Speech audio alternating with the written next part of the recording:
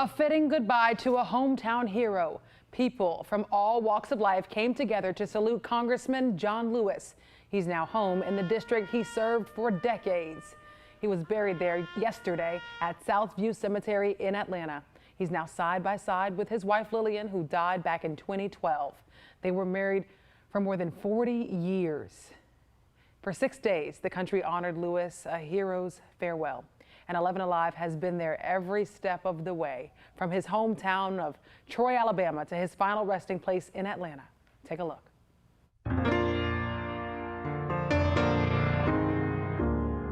No anger, no revenge, just a clean, pure heart. We do not want our freedom gradually, but we want to be free now. He's left me richly with the importance of having courage, standing up for what's right, and standing up for what you believe in. Because a lot of people really appreciate what this man has done for them.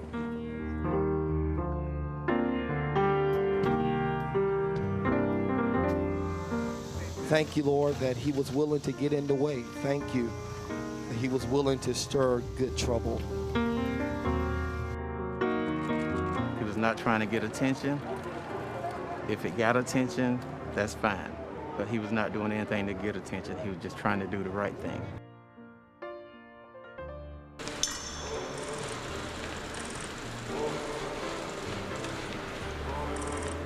We thank you for his leadership of SNCC and the March on Washington.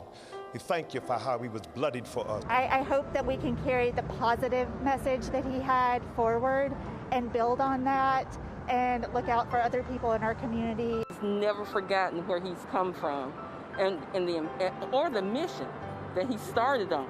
And he's never forgotten that. And he's fought for that all these years. He built quite a reputation along the way, and the good trouble that led to real change. Always keeping his eyes on the prize, always believing none of us will be free until all of us are equal.